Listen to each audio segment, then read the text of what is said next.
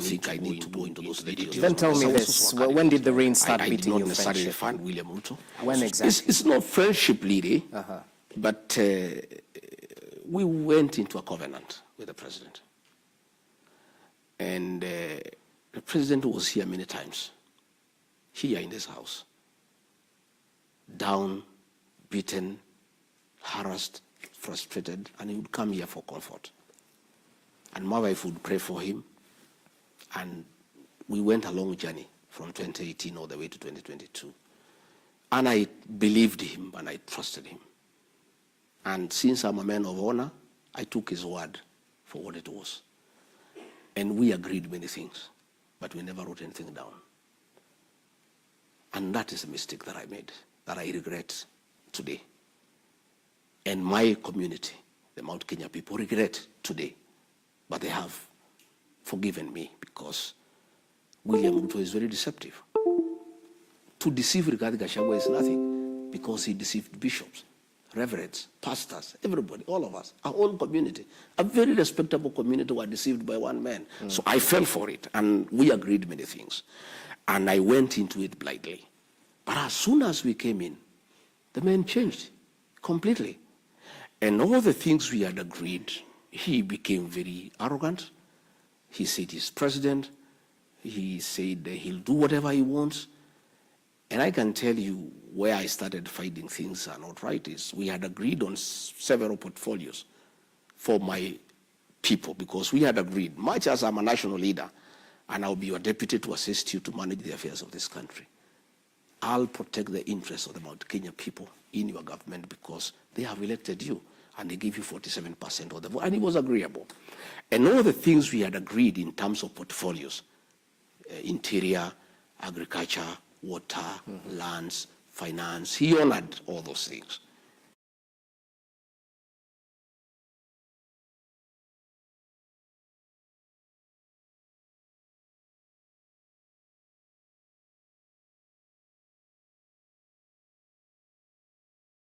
Without any reference to them.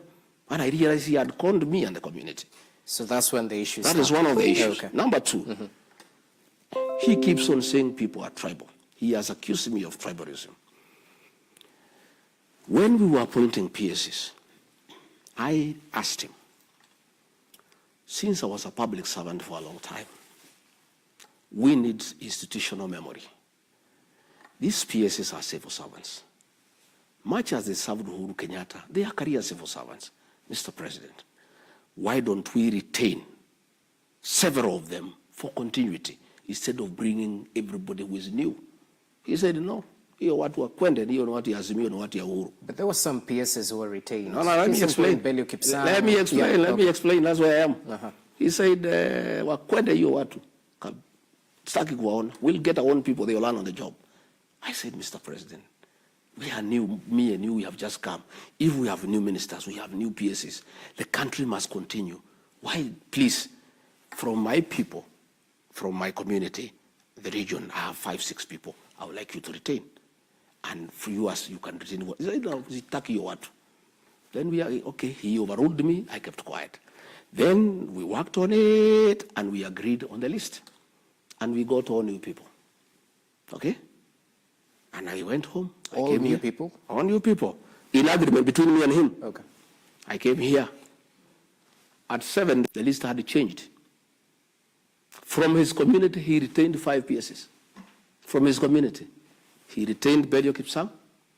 He retained Julius Koril. He retained Kipto. He retained Kimtai and Dr. Tum. From my region, he retained one guy.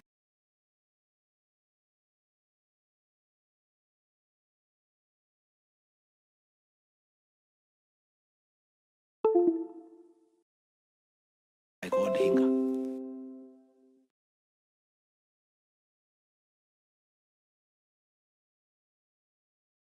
This is not fair. You have started shortchanging me right in the beginning of our government. He told me, wewe Rigathi, wewe ni kumpafu sana. Kama you want to be the appointing authority, my friend, you run for president, you can appoint the PSs you want. This is my government. Now ukwende, and he switched off the phone. That is, and when I hear him that was talking, in 2022. Yeah, 2022. That was the second month in government. So when I hear him talking about tribalism, that Rigathi Gachagua is tribal. When you look at the way he reappointed PSs from his community and chased away all the other PSs from all the other communities, except his own community. When you look at the appointment of CEOs in parastatus, there are more than 60 from his community. And he talks about tribalism. You know, I've heard him saying hatutaki ukabila. You know, hii Kenya ni yetu sisi wote. Sisi bana hatutaki ukabila. Munikubalie niunganishe wa Kenya wote. Hii Kenya ni yote sisi wote. Then more than 60 CEOs of parastatus are from his community. Okay. That is where I just realized things are not what I thought they would be. And when I tried to talk to him, he was very abusive. And I kept quiet because I didn't want to have a fight with him. I just, played along. And we just continued, And then along the way, he started purging people from my community. He wanted to get rid of the Commissioner General of KRI, Mr. Mburu. And I said, no, Mr. President, we agreed with you that one for one. I mean, if you want to change Mburu because he was Uhuru's, you replace him with somebody else. He said, okay, no problem, let him go, we'll replace him. When the replacement came, he took me around, he gave it to somebody else from another region, and like that. And then we went to Earth Water, he sacked somebody called Engineer Thoita. Okay. Like that, we went to the sports fund, he removed somebody. With the time I realized that he had, in a very calculated manner, having a purge on my people. And I started now fighting back. And I would face him and say, Mr. President, these people from this region voted for you, 47%. You will not be president without their vote. They are asking me questions that I cannot answer. The issue of pending bills, 900 billion. People came to me to see me. And I saw him, I said, Mr. President, for us to improve circulation of money into the economy, why don't we make the payment of pending bills a priority? Sema hiyo watu ni watu ya Uhuru bwana. Hiyo biashara walifanya kwa Uhuru waende watafute Uhuru walipe. I said, my brother, that was a government that was legal. It was not an illegal government even if it was headed by Uhuru Kenyatta. Mm-hmm. The liabilities of government under President Uhuru Kenyatta are our liabilities. Money that we have borrowed from foreigners we are paying, even if it was borrowed Uhuru's time. Mm-hmm. Even this money that our people have worked on, he said, no, wacha tufanye mambo yetu bwana. And I just realized that the priority was to do new business so that people can have their cut. They didn't want to pay money for old business because they were not part of it. Those are some of the issues that started giving us problem and we went along. And thanks for clarifying that, because people might wonder where exactly did the rain start beating. But I have to be the devil's advocate here, Your Excellency, because at the end of the day, the people who still associate you closely with the head of state, since you campaigned for him vehemently before the 2022 general election, and thereafter, that's when, this working relationship was a little bit skewed. To those who equate your complaints the same way as they equate those of a jilted lover, that since you faced the axe, now it's obvious that you won't go around praising the head of state. I didn't start saying I have a problem with him when I was asked. I started saying before, if you remember. On June 25, when policemen massacred our children, the president called a press conference and he did not invite me and say the agencies are criminals who are prisoners. The following day, as deputy president, I called a press conference in Mombasa. And I told him off. I said, these are not criminals. These are our sons and daughters. I had not been jilted. I had not been asked from office. I stood firm. And let me tell you, one of the issues I disagreed with the President William Ruto up to today, and I will never give in, was abductions and extrajudicial killings. I am a father. I am a Christian. I am a husband. I am a leader. I am an elder in my community. Children are our flowers. You cannot kill children because they're asking questions. And the questions they're asking are legitimate. That we are running down the country, that there is too much corruption, that we are not listening to the people. Those young Gen Zs were raising legitimate issues that I had personally raised with the president. Allow me to interject. And I can tell you, yeah. After that, he accused me of having been behind the Gen Z protest. Okay? And I said I was not behind the Gen Z's protest, but I associated myself with what they were saying despite being deputy president. So you cannot sit here and tell me that I've started raising these issues, you know, because we disagreed or because I left. You remember, in the Senate, there was an accusation against me that I had opposed evictions of people from Nairobi River. I raised that issue when I was deputy president. True. There was an accusation that I rejected the haphazard relocation of traders from Wakulima market. I started disagreeing with the president a year ago. Our disagreement around October was the culmination of a whole year of total disagreement. Okay, but I'll have to voice what critics say. At the end of the day, weren't lives lost during the 2023 Azimio protests? Did you speak vehemently against it? No, that time, the first 1 year. The first 1 year. Briefly, as we take a break, yes. The first 1 year, I believed in the president. And you heard him excuse me that I was not defending government programs. Wewe kushasikia Rigathi akienda kwa TV kutetea housing program. Wewe umesikia Rigathi akienda kutetea education model. The first 1 year nilikuwa naenda, and there are clips. Until I realized the affordable housing is a fraud. It's a business venture between the president and DEFCI to sell cement, to sell steel, to sell mabati. I stopped defending it. Well, DEFCI is not here to defend No, he's not here, but I'm just saying. Okay. And I stopped defending it. And even the president tried to tell me to go to TV to defend the housing program. I told him I'll not go. When I learned the university model is not working, and it was very unpopular with the students and parents, I refused to go. So he wanted me to go and defend Adani, which is corruption. I refused to go and defend. He wanted me to go and defend Shah. Okay. And it's corruption. I refused. But you know, my question, I am saying. Allow me to ask you. Yes. Because my question is centered on the 2023 Azimio protests. Did abductions start in 2024? They started in 2024. They started in 2024? Yeah. The real abductions, and I can tell you. There's no fake abductions. No, I'm just telling you, when it became clear to me, is when 101 officers from the administration police, on the authority of the president, were transferred to the National Intelligence Service and given very extensive training, is when we started getting people complaining that people are disappearing. And I went into it, and I started seeing signs that are not good signs. And I faced the president more than 3 times. And he feigned ignorance. But when I came to check, I found he knew what is going on. These abductions were being done by the National Intelligence Service. And I had a problem with them because I am a very straightforward man. And I spoke very strongly in the National Security Council. And I said, Mr. President, let us not treat the symptoms, but diagnose the problem. These young people, we need to find out why they are complaining. Killing them, abducting them, is not a solution. Hold on to your thoughts. We take a short commercial break. Do stay with us. The Wamunyoro bombshell continues in just but a few.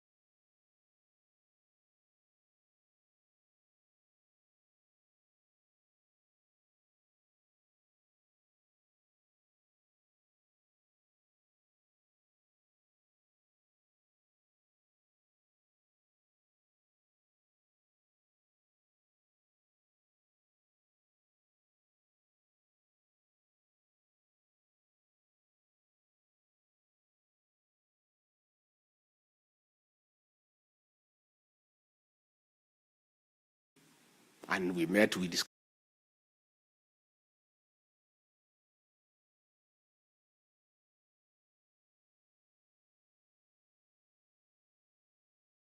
about Kenya and Sudan, but that was not the purpose of the visit. I took him to the president. Later on, I realized they are doing business. After some time, it became clear to me that the international community had placed international sanctions against Hemeti. Because I right to our country, through your clean it in Nairobi, take it to the Middle East, use the funds to buy arms. And we met, we discussed about Kenya and Sudan, but that was not the purpose of the Middle East. I am a father. I told him, Mr. President, I am a father. Just the way we are killing our children here. Just the way we are killing our children here. I cannot be party. I cannot be party to what is happening in the Sudan. And I cannot invite Hemet here. Because sell it in the Middle East, buy arms, go and kill children. I said, I will not. He said, you must. You are my deputy. This guy is my friend. We are doing biashara. Do you know by him not coming here what I'm going to lose? I said, Mr. President, I'm not going to do it. I'm not going to invite that man here. So you invite him yourself or do whatever you want. He said, wewe regati umekuwa mjeuri. I am instructing you to sign a letter here to invite a vice president of a country. You say you cannot. I said, I won't. This man has international sanctions against him. This is a man who is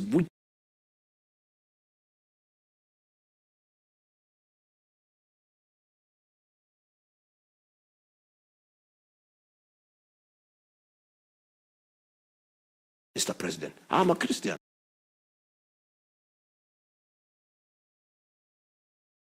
Foot down. And then he told me, well, Taniona,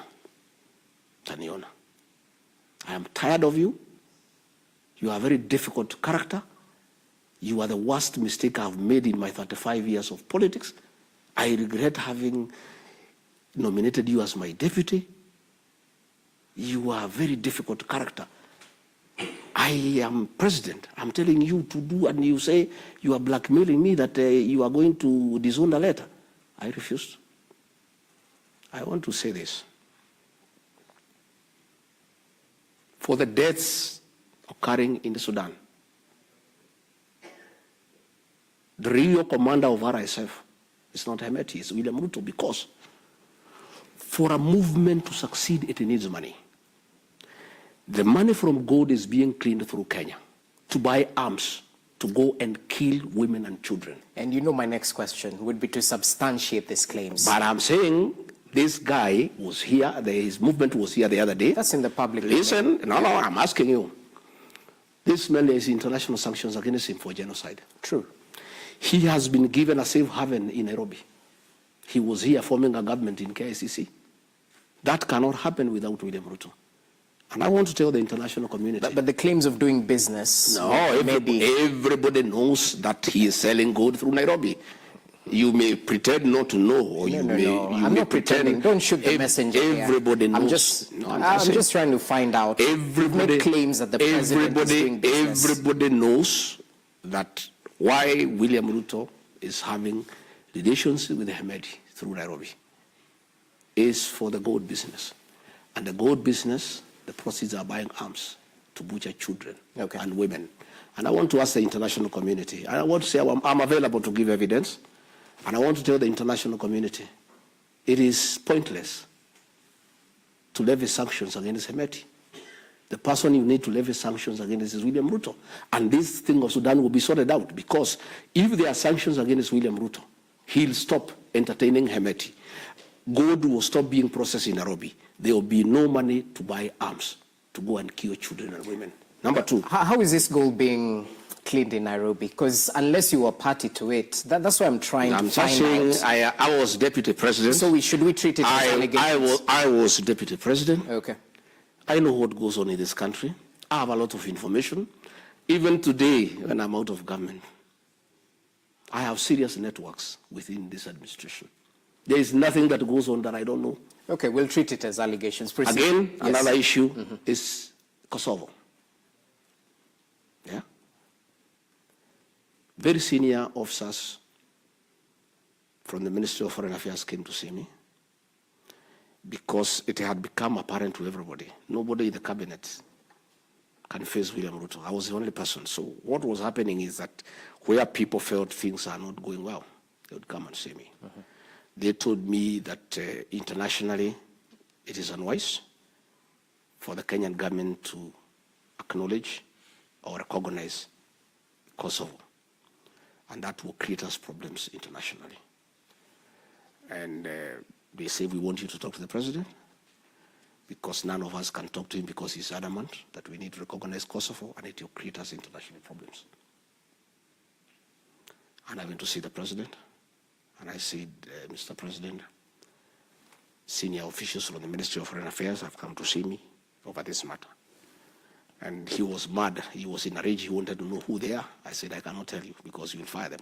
But this is information. Please don't do it. It will soil our image. He said, go to hell. I am the president.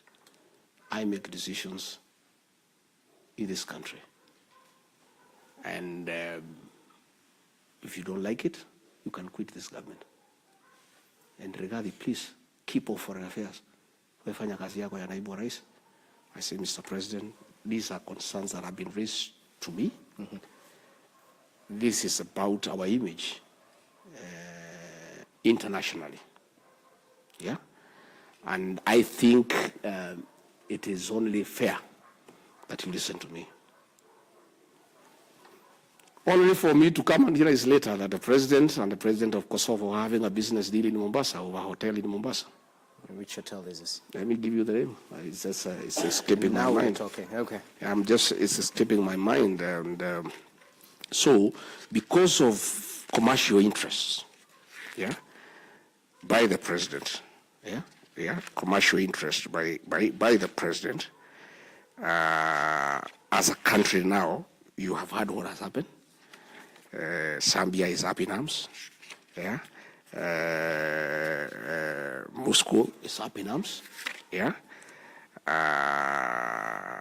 It's the Dolphin Hotel in Mombasa. The Dolphin Hotel is a joint venture between President William Ruto and the president of Kosovo. And because of the president's commercial and selfish interests, we are now in trouble with Serbia. We are in trouble with Russia.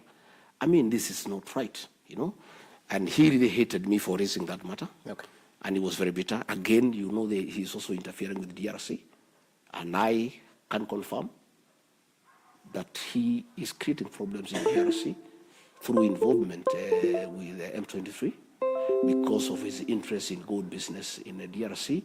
And as the chairman of the East African community, William Ruto can also have a problem in this region because he is an interested party because of commercial interest. And that is why you found that our embassy in Kinshasa was attacked by the people of that country because of our involvement, you know, in the internal affairs of that country and involvement with the rebel movement against a legally established government. Right. So these are things that the president and I were disagreeing from time to time. Because I told him, you know, again, people from foreign affairs came to see me. I went to see him. Again, he really told me off, you know, and told me to keep off foreign affairs and leave it to him and the Minister for Foreign Affairs. I said, Mr. President, this has to do with the stability of our region. So I want to say to us, the international community, to put an eye on this country. We are not going to have peace and security in this region unless they rein in on the impunity of William Ruto and his appetite for commercial ventures in the region. Because of his appetite for commercial ventures, he's putting the country in an embarrassing diplomatic position and is endangering peace and security within the region. And these are things I raised with the president because nobody else could face him. Musalia cannot face him. Nobody else can face him. It's all trouble when they see him. Even when they know what he's doing is wrong, you know, nobody else can face him. And that is why he had to get rid of me because I was becoming an irritant.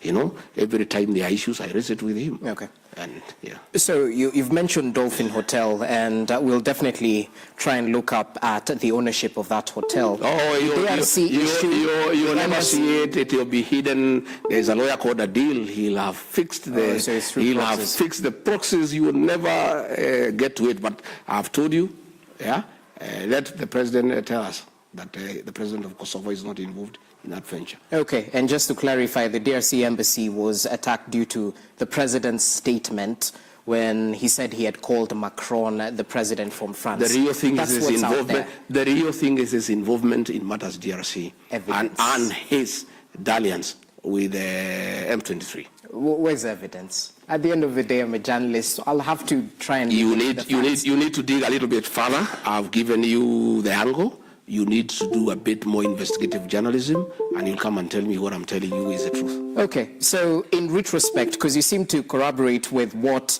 the former CS Justin Muturi said in an interview last week Friday, if I'm not wrong, where he said the president is irredeemably corrupt and is unfit to lead this nation. So from where you sit, how much has Kenya lost due to these dealings by the head of state? Well, Kenya has lost 38 billion shillings to Italians on Arol, Kimorel, and Itare Dam. President William Ruto says Muturi is incompetent. That is a lie. Muturi was a very competent Attorney General. He's a patriot. He's a hero to this country. President William Ruto had serious problems with Justin Muturi because he would never agree to give a nod to corrupt deals. Justin Muturi was ordered by President William Ruto to sanitize Arol and Kimorel, and he refused.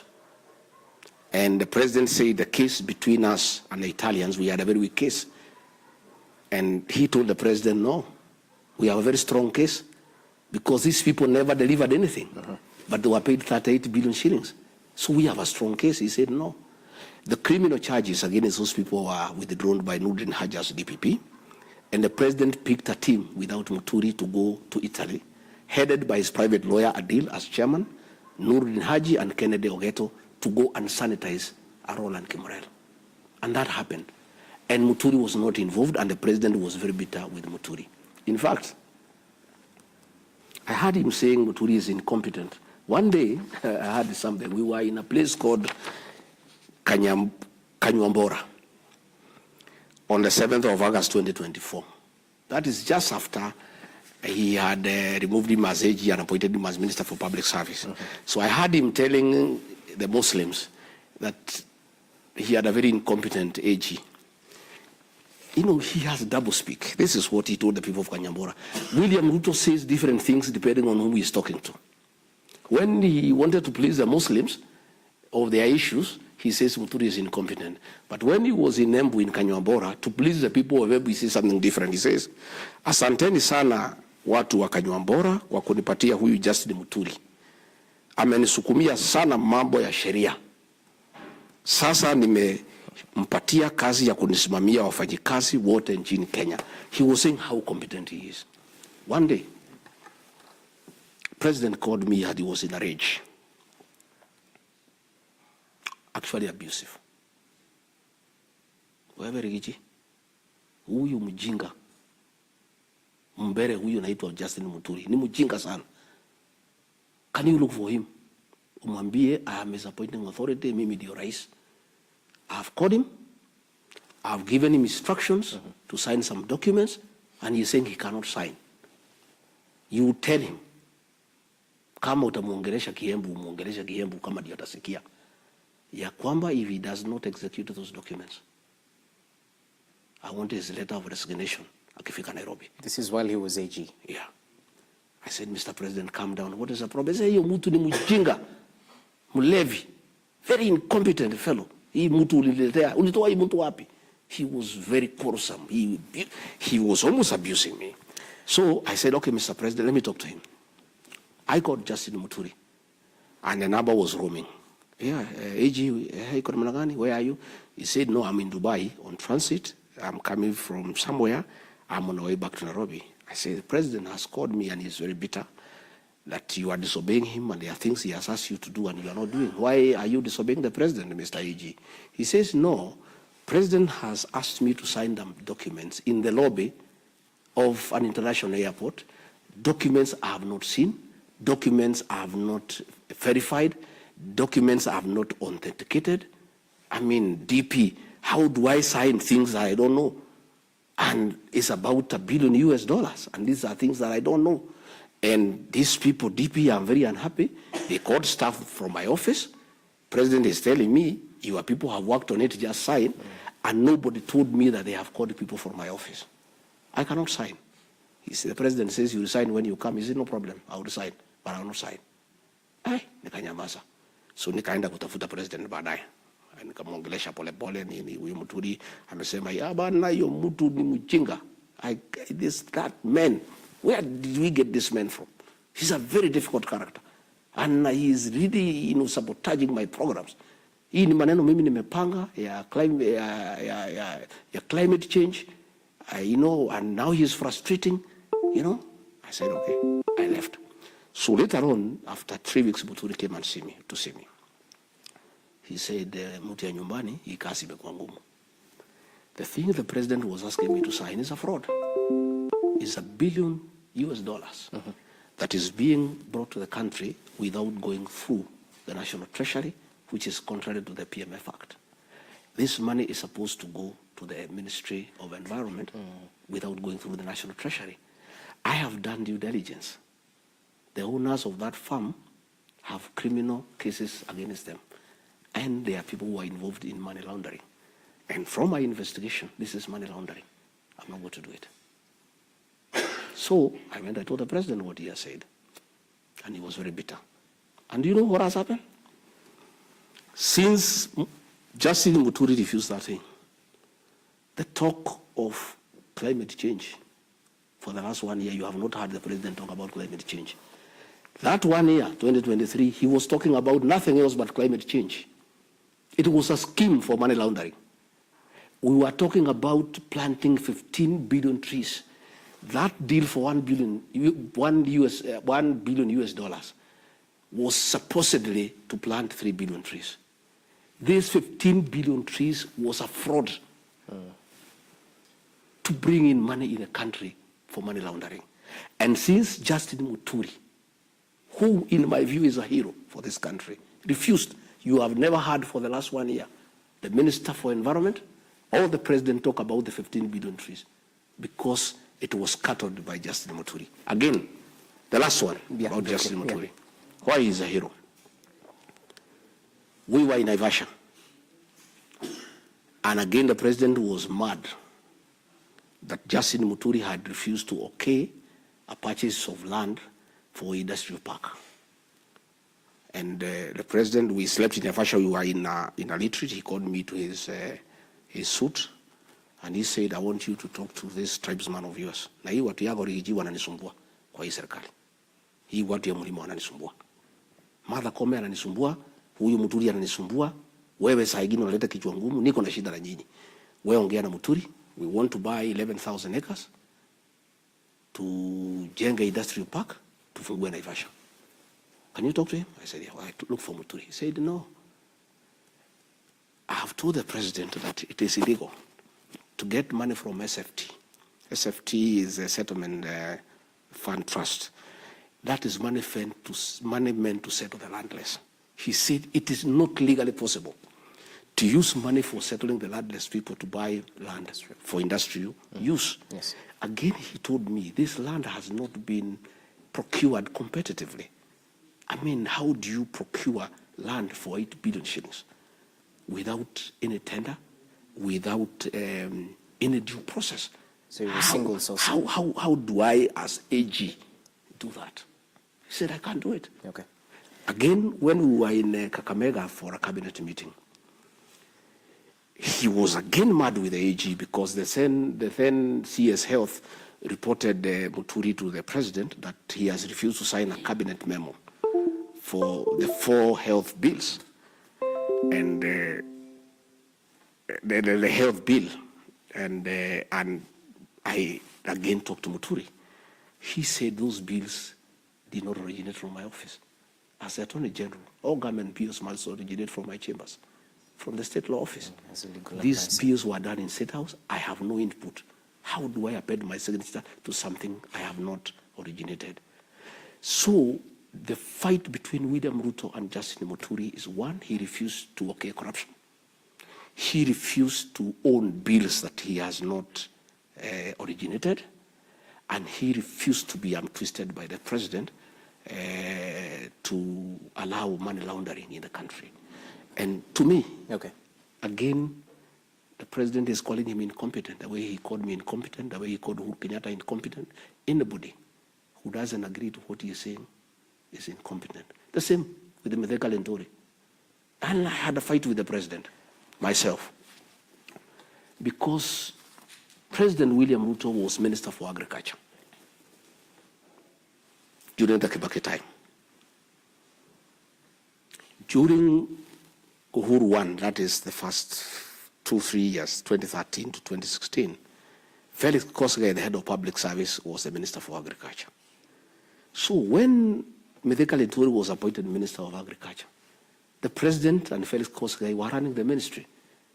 Mithika Linturi was just a flower girl in the ministry.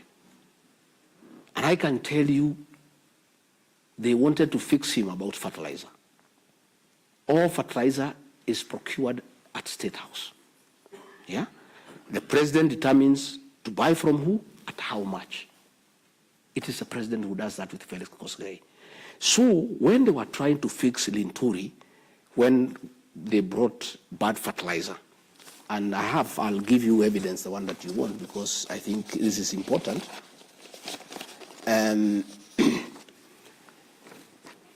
company called Maisha Minerals and Fertilizers Limited. This is Defke, who is a partner of the president. He is also into fertilizer, and he is the one who imported bad fertilizer. Okay. So when the report came from KEBS saying this fertilizer is bad, President William Ruto ordered Linturi to allow the fertilizers to come in and forget about it. Then they wanted to arrest Linturi and take him to court for this fertilizer this year. And I told the president, you cannot do that. You know, Mithika Linturi is innocent. It is yourself and Felix Kosgei who are buying fertilizer in State House.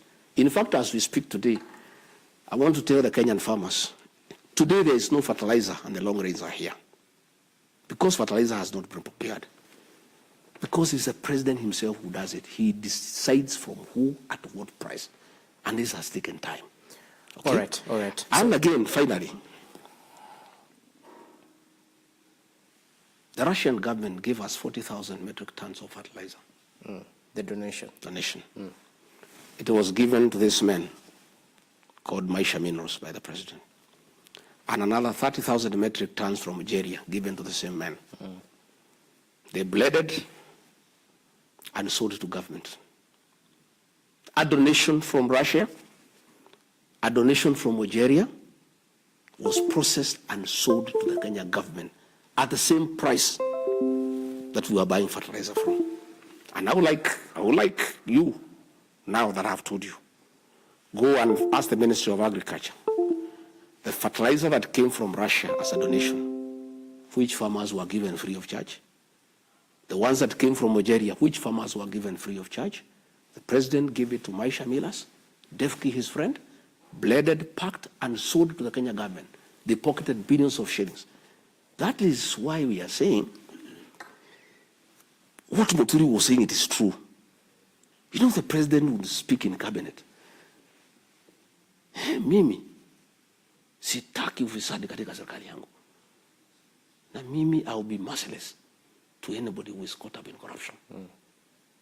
You know, people will just look at him because all the procurement in this government is done by William Ruto. In fact, in cabinet, behind the scenes, because nobody could speak openly except me and maybe Muturi, the president in cabinet, behind him, is known as the principal procurement officer of the Kenya government.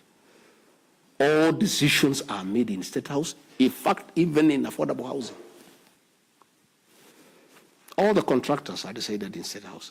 In fact, let me tell you, these markets you are seeing. As we finally. Let me tell you, these markets you are seeing. Okay. They are being built with money from the housing levy because we are not able to absorb money for the housing levy. And that is illegal, of course, because the money was collected for housing, but it's during the markets. Why the president cannot agree to give this function to the counties? You know, markets are a devolved function. It's because of the procurement aspect. He is the one procuring the people who build these markets. And then when he finishes building, he gives them to the counties. I want to challenge President William Ruto If you are not involved in corruption, President, make a decision tomorrow. This money for markets, transfer it to the counties. Let them procure, let them supervise, let them open the markets. You have no business, Mr. President. All right. Like now when he was in Central Kenya opening markets, he's not interested in the end product. Okay. His interest in this market business is the procurement aspect. And that is why, despite the fact that markets are a devolved function, the president cannot let go because he's micromanaging the procurement of markets for his own gain. He's the one who negotiates with the contractors. In fact, why the president has no time to fix this country. He spends most of his time on procurement. Well, the president, of course, is not here to defend himself. Neither is Maisha. No, you look for him and ask him these questions. Due diligence, yes, and please. Definitely uncover, as is our work as the fourth estate. So all things said and done, you seem to be hinting to the fact that commercial interests supersede the national interest. Absolutely. In this country. This is a commercial government. The government of Kenya, led by President William Ruto, is a transactional government. It's a commercial government. Everything is driven by commercial interests. Even while you are diplomacy, international relations, local issues, markets, roads, everything is commercial. E-Citizen, my friend, when we came in, the president was very mad that E-Citizen is in private hands.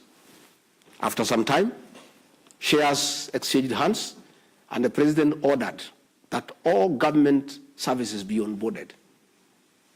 He stopped talking about the private people. 70% of E-Citizen is owned by private people. Your guess is as good as mine. Ask Adil, he'll tell you who are the owners of E-Citizen, who is the owner of Liza. Today, they're the ones benefiting from that 50 shillings. That 50, any time you say citizen, the Madrins at State House have your money. This government is a money-making machine, and there is no national interest.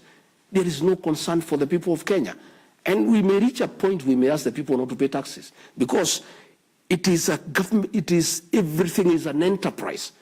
You know, there is nothing that is being done for national interest. And everything starts and stops with William Ruto. So we haven't been able to converse one issue, and that's to reflect on the president's 5-day campaign-styled development tour. I hope that passes with you. Because at the end of the day, there was so much tension before his visit. There was speculation that perhaps the ground might be hostile. But we saw the crowds in their numbers welcoming the president. Some leaders were jeered and booed, but that notwithstanding, critics argue that you might be losing your grip on the Mount Kenya region, that perhaps the decamping of the Maragua Member of Parliament, Mary Wamaua, is a writing on the wall of things to come. How would you respond to those? Well, to start with, yes, the president was welcome in the mountain, and we asked the people to let him come and talk to them. I heard him saying he has a 20-year history with the people of the mountain. If that is true, he has not understood the people who are his friends for 20 years.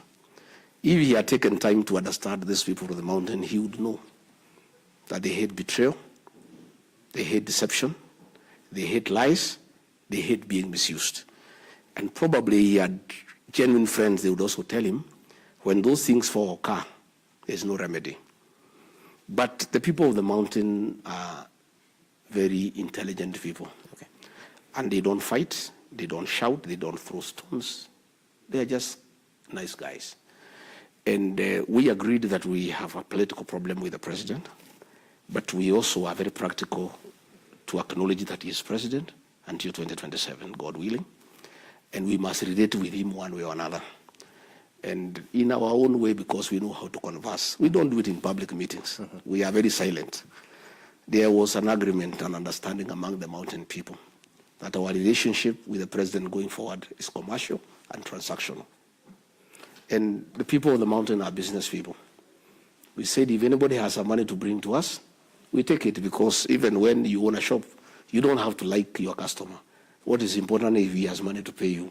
So we ask our people, come out and welcome the president. You saw the number of buses, the mobilization. The boda 3,000 each. The dancing women 2,000 each. Allow me. There was too much money. Because there are claims of mobilizing financially. The president's men yesterday disregarded these claims. No, that is okay. But you saw the clips. You saw people being coached what to say. You saw money changing hands. I didn't see. That's why I'm asking. You have the evidence. I'll give you the clips. You have seen people saying we were promised 2,000, we were given 1,000. But we are saying it doesn't matter. The president is happy. He got good photographs. He got good options. And that is fine. He's welcome again in August. And if possible, let him come in December. We need him because we need money for Christmas. He's most welcome. The people of the mountain have made some serious decisions.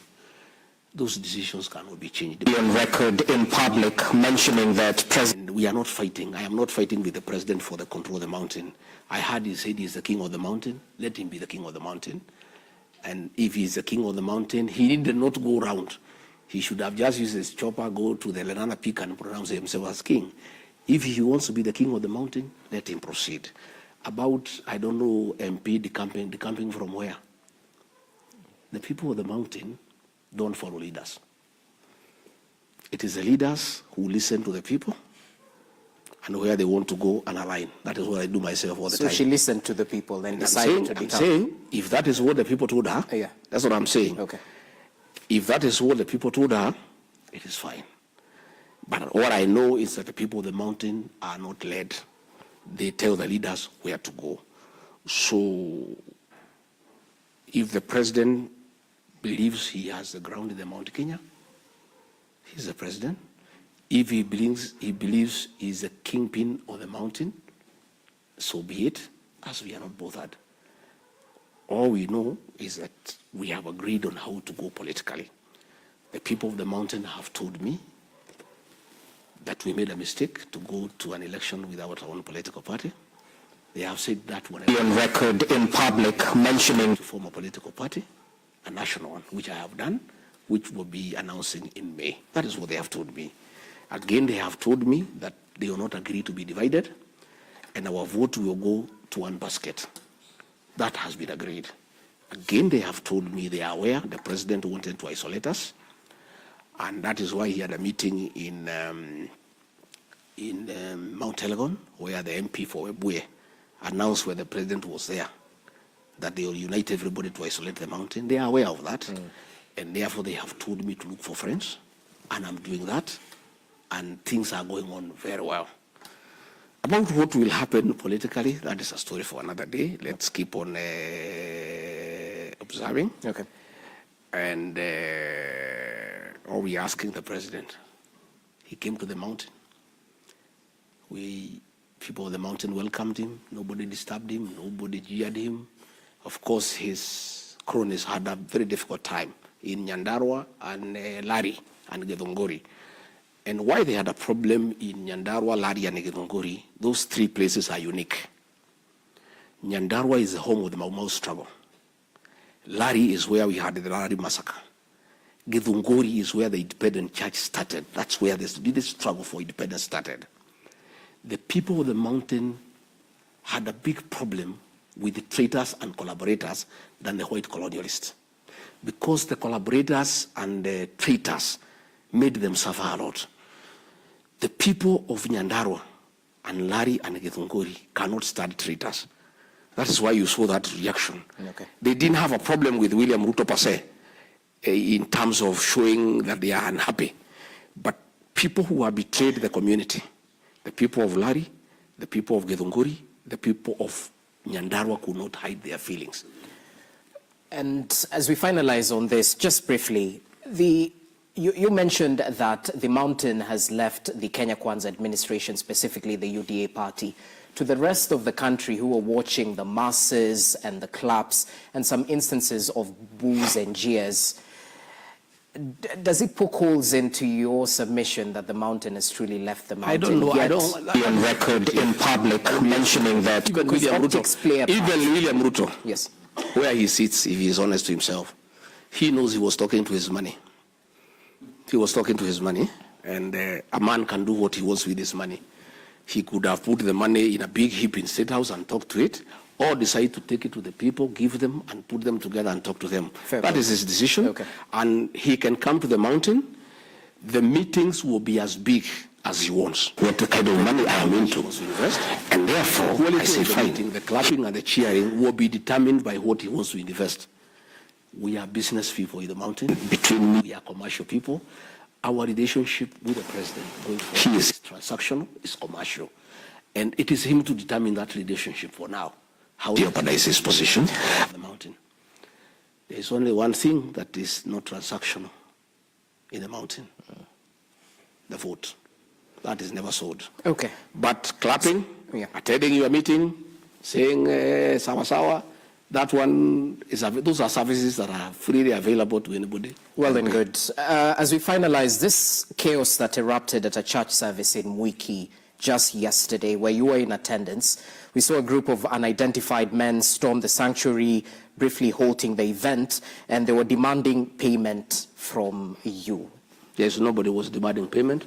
If you saw in the morning, even before we left for Mwiki, a blogger who blogs for the president had already indicated that we shall be having a problem for people demanding money. Okay, he had already said in the morning, and it is there. We'll show it to you. Even before we went, he said that we are going to Mwiki, and people will come to demand there for their money. So the people who arranged the goons, the governor of Nairobi, they gave them a narrative to say that they're asking for money. I got this information the night before. I have people right inside government, in police, DCI, National Intelligence Service. And that's okay, but at the end of the day, we're looking for proof. I am just saying, Ruto. I am just saying, when I got that information, I've heard DCI saying that the police were not aware we were going. In the morning, I put a message to the DIG, because he's the one who told police not to attend. And I put the message at 8 o'clock, it is here. So he cannot say they were not aware because I told him. And I told him exactly who has arranged this violence. And I told him what his role is in the matter. And it is not the first time goons are being organized against me. If it was the first time, they organized goons in Limuru. Today I've heard this, I say they are investigating. Limuru, it happened in November. Nobody has ever been arrested, despite the fact that the people are known and they were there in pictures. They attacked me in Shamata in December. An inspector of police who threw tear gas at me, he has never even been transferred. In Nyeri, during the ACK, goons that are known were there. So what is happening is that the president has been cheated by his cronies here in the mountain. That the mountain can come back if you get rid of Gachagua. He is the one who is inciting them. And if Rigathi is not allowed to move around to incite the people against you, you can recover the mountain. So let's do everything possible to make sure he doesn't go anywhere. For his information today, I want to tell President William Ruto, I don't need to have to go anywhere for me to talk to the people of the mountain. The people of the mountain have a way of communicating without going to a public rally. And decisions are made and agreed on, and that is what is happening. When you decided you are coming to the mountain, we communicated people to come out in thousands and pick your money, and that is what happened. Talking to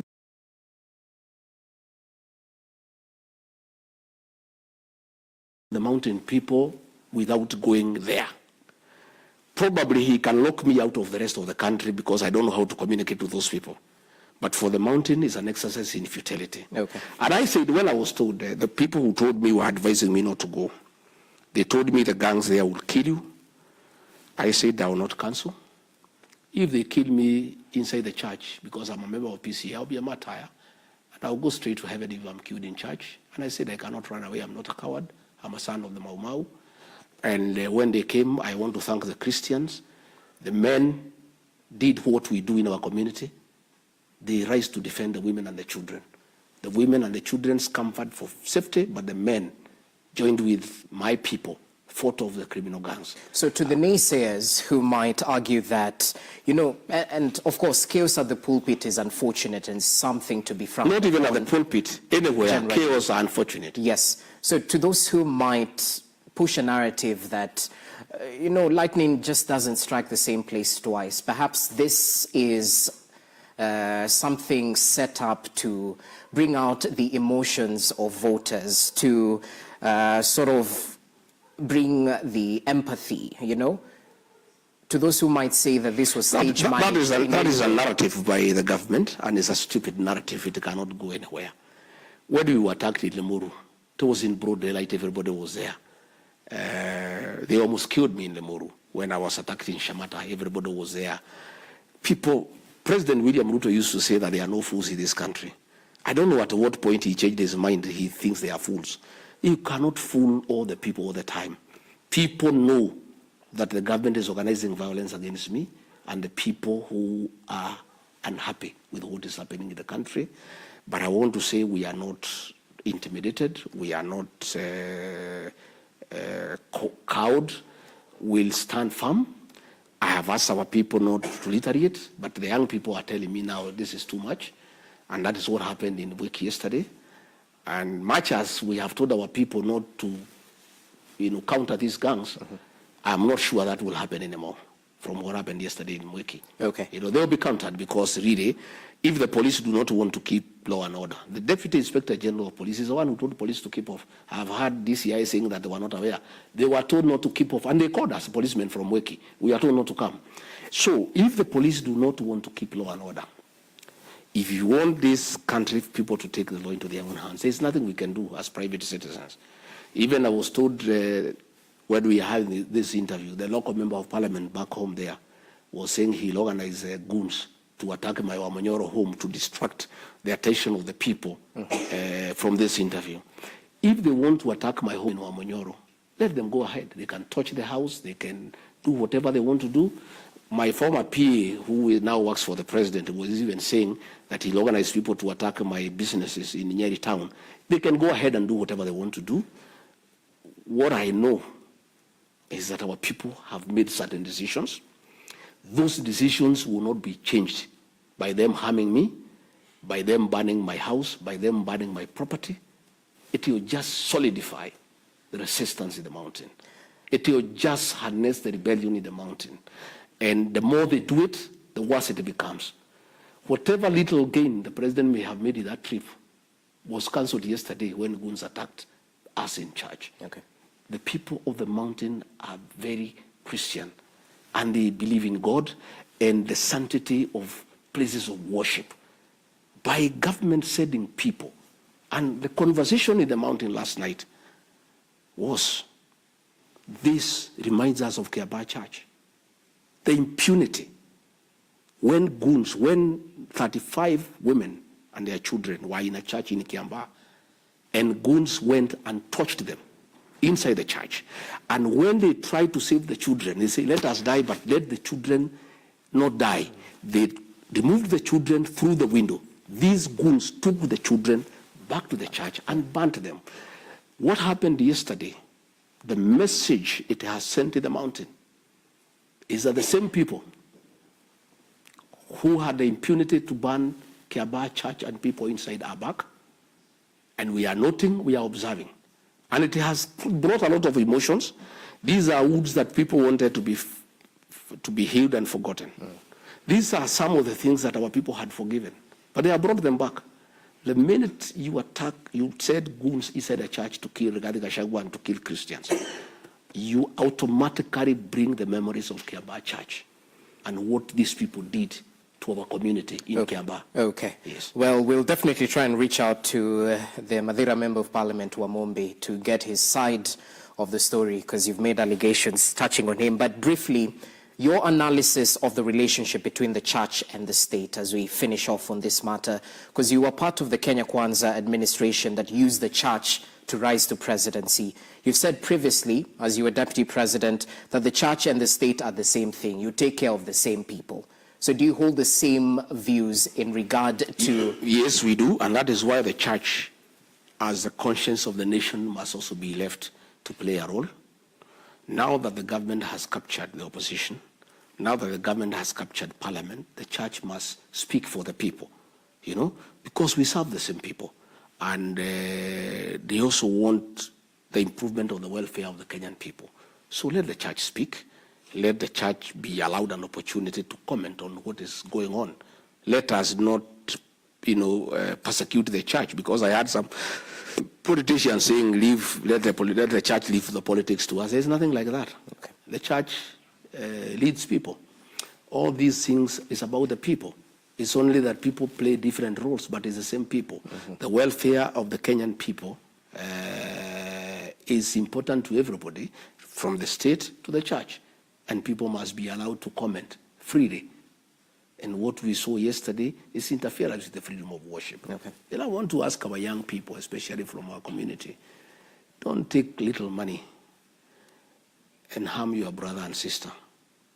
It's unfortunate that these people, the government is taking advantage of people who are not employed to really misuse them and give them money to harm other people, destroy property. I would like to plead with our young people.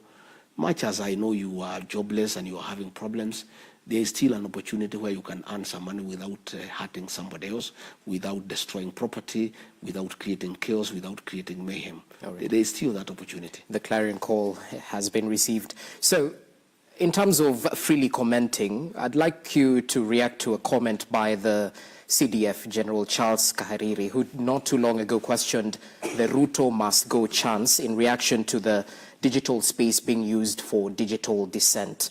Not too long ago, equally, we saw the Inspector General of Police during a political gathering. He spoke briefly away from politics, but his presence spoke a lot. He mentioned that he was there for security, to plan the security ahead of the president's visit in the region. But if you put these two things together, as much as the police is independent and the military should be apolitical and not suppress the freedom of speech, don't you think that this Ruto must go chance can actually incite an unconstitutional action? I don't think so. Ruto must go is a clarion call for preparing people for the general election. Moi must go was there. Moi was not even a candidate in 2002, but it was there because he had a project. That did not lead to any unconstitutional change of government. I think people are just gearing towards the election, and our constitution guarantees the freedom of expression, freedom of speech. If you feel dissatisfied with the performance of William Ruto and you say he must go, you have committed no crime. You will be able also to express yourself on the ballot. Mm-hmm. What the CDF said is very unfortunate. The military is most trusted institution in this country, and our military is very professional and is respected. That is why you find we have been called to oversee peace missions by the UN, by the AU, across the world for years, because our military has been very, very professional. That's why you find even when the military came to the streets during the Gen Z were marching with the soldiers because they have confidence in them. I don't want to advise General Kahariri, but having worked with the President William Ruto, I want to tell him to be very careful. I saw the way IG Japheth Kome was set up by President William Ruto during the Gen Z protest. He set him up, go and say this, go and say that, go and say this. And then when there was too much pressure, he called him in my presence and asked him to resign. Probably the general has been told, go and say this so that there is public backlash, and probably prepare a way for his exit. I am not sure, but let him be careful because I know President William Ruto. IG Kanja spoke in Kikuyu in Nyeri asking people whether they are happy that the president has come. He has no business as IG to go and market the president in Nyeri or elsewhere. That is not his work. And even if he was there to keep security, that also begs a question. How insecure was the president that he needed the IG himself to be in charge of his security detail? It has never happened. I see the regional commanders take charge of the president when he is in a region, together with the presidential escort commander. I have never seen an IG take over, the security of the president, unless you tell me that the president was having a serious challenge in Nyeri. What I know is that Douglas Kaja was tricked by Mr. Yesa to come on top of the vehicle and speak so that they can set him up for public backlash, so that if they want to exit him, they have somewhere to start. That's the way they did to Japheth Kome. I want to ask IG Kaja, I want to ask General Kahariri, be careful. The president has been a purge of people from our region. probably you are being set up, and you be careful. Be very measured in what you say. Remain very professional. Please don't allow the president, don't give him an opportunity to find a reason to exit the two of you, because I know him and I know what he's up to. I have seen the way he's going. The other day, he removed our 5 chairmen, Dede Nyoro, Banjiko Mohea, James Gakuya, everybody. He removed John Metho, he removed Nyoto, he removed Murango, he removed Karungo Thangwa, and replaced them with people from Western, people from Nyanza, people from Coast. The president, since he removed me, has just been removing everybody. And one of the things we used to disagree with him, I will never allow him to remove our people. And since now there is nobody to defend, because his assistant has confirmed publicly that yes sir, he has confirmed publicly. So he cannot fight for the mountain people. The president will do whatever he wants. So General Kahariri, IG Kaja, please be careful.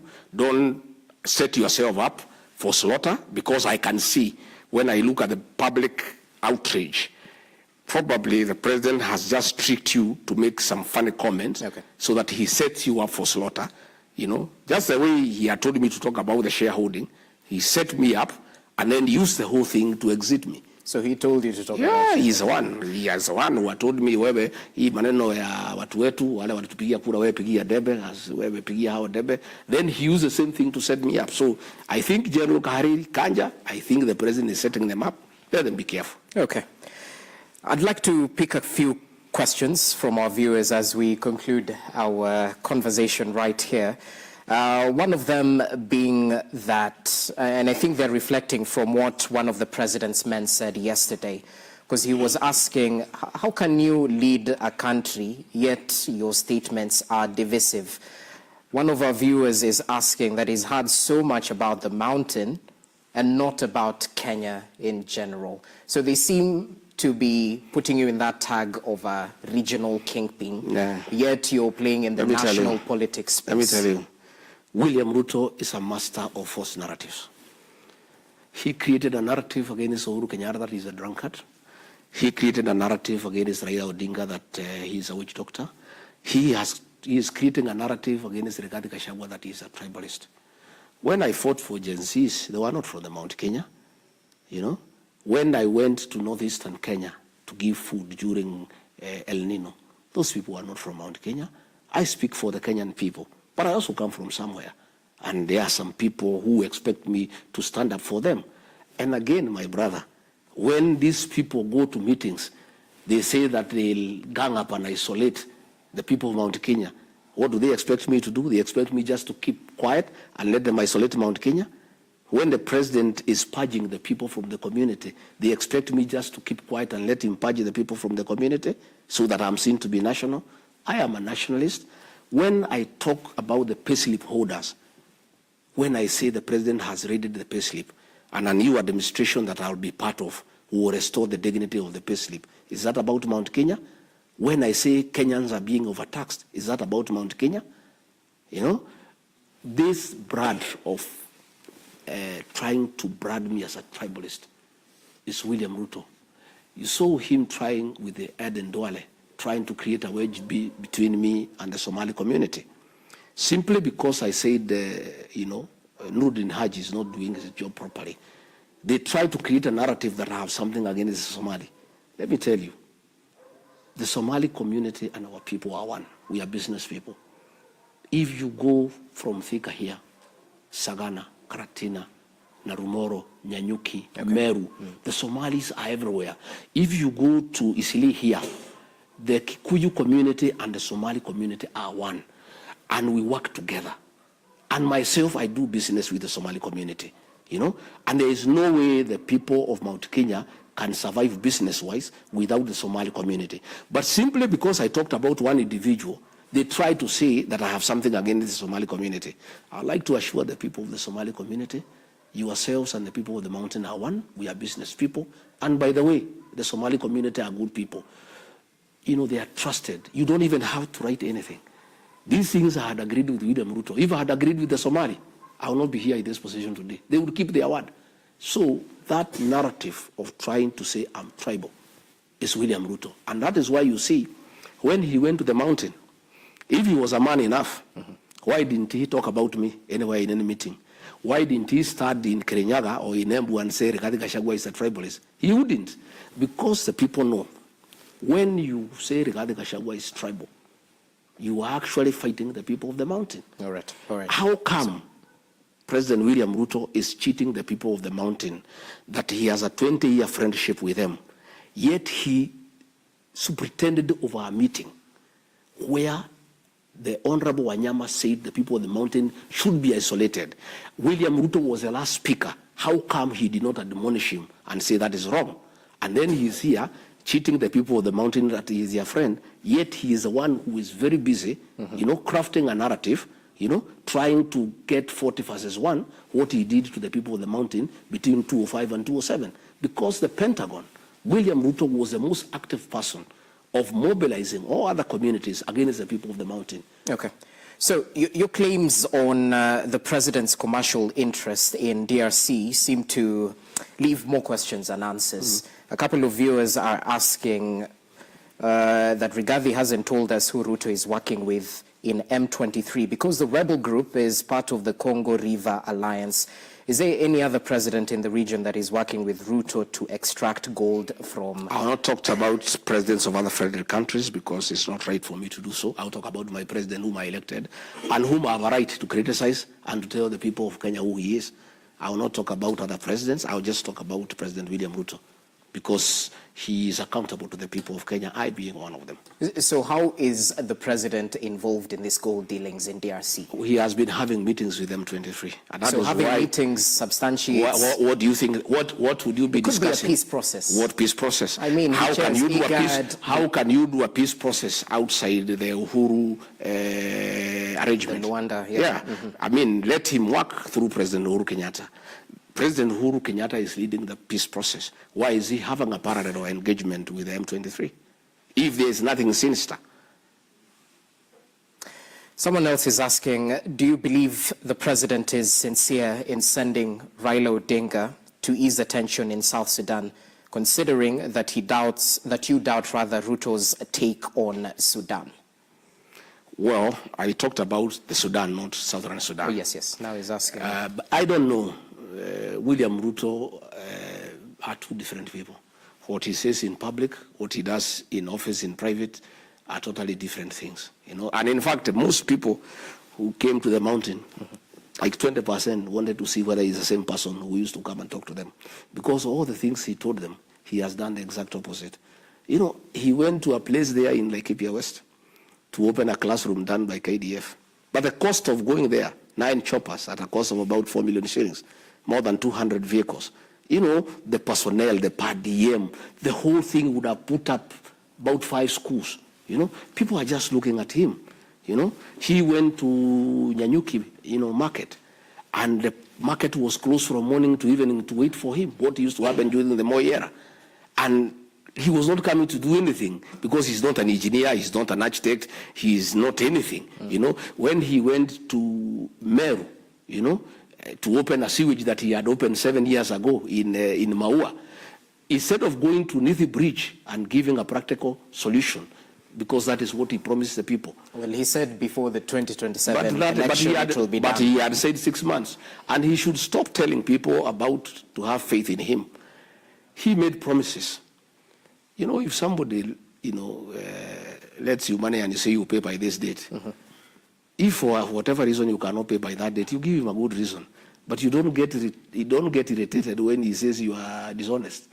William Ruto is saying that we should believe in faith, that since he said you do it, we should have faith that you do it. No. Leadership is about being pragmatic, is being practical. He is the one who set the timelines. Nobody set for him. When he said you do Nithi Bridge within 6 months of being sworn in, he's the one who gave that commitment. He should have gone back to the people of Meru and said, hey,